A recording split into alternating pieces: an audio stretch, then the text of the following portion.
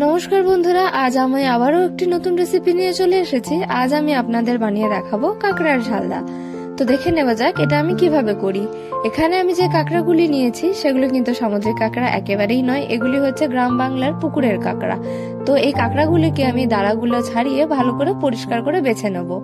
বাছা হয়ে গেলে এগুলো আমি জল দিয়ে কিন্তু পরিষ্কার করে ধুয়ে নেব।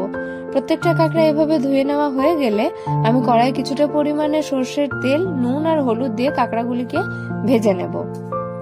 প্রত্যেকটা কাঁকড়া লাল লাল করে ভাজা হয়ে গেলে ভেজে একটি পাত্রে আমরা কিন্তু তুলে রেখে দেবো। এবারে কড়াইয়ে আরো কিছুটা পরিমাণে সর্ষের তেল দিয়ে আমরা এর মধ্যে দিয়ে দেবো একটা বেটে রাখা মশলা। এই বাটা মশলাটার মধ্যে আছে টমেটো, পেঁয়াজ, আদা, রসুন, ধনেপাতা, জিরে আর ধনে, আর রয়েছে শুকনো লঙ্কা আর কাঁচা লঙ্কা। এই পেস্টটাকে কড়াইয়ের মধ্যে দিয়ে ভালো করে কষিয়ে নিতে হবে নুন আর কিছু পরিমাণে হলুদ দিয়ে। মশলাটা এইভাবে লাল লাল করে কষানো হয়ে গেলে আমরা এর মধ্যে দিয়ে দেবো পরিমাণ মতন জল। এবার জলটা একটু ফুটে আসলে আমি এর মধ্যে এক এক করে দিয়ে দেবো ভেজে রাখা কাঁকড়াগুলো। এভাবে প্রত্যেকটা কাঁকড়া কিন্তু আমরা এই ঝোলের মধ্যে দিয়ে দেব। আমি কিন্তু কাঁকড়ার মোটা দাঁড়াগুলো প্রথমে এখানে দিইনি, এবার কিন্তু আমি আমার কাঁকড়ার মোটা দাঁড়াগুলো এখানে দিয়ে দেব।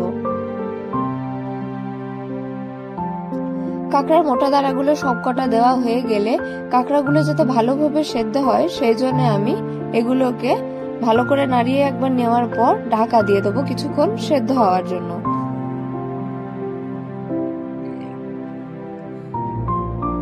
কাঁকড়াগুলো সেদ্ধ হয়ে এলে আমি ঢাকাটা খুলে একবার নুন ঠিকঠাক আছে কিনা টেস্ট করে নেবো। আমার এখানে কিন্তু একটু নুন কম হয়েছিল বলে আমি আবারও একটু নুন দিয়ে দিয়েছি। আপনারা কিন্তু অবশ্যই টেস্টটা একবার চেক করে নেবেন।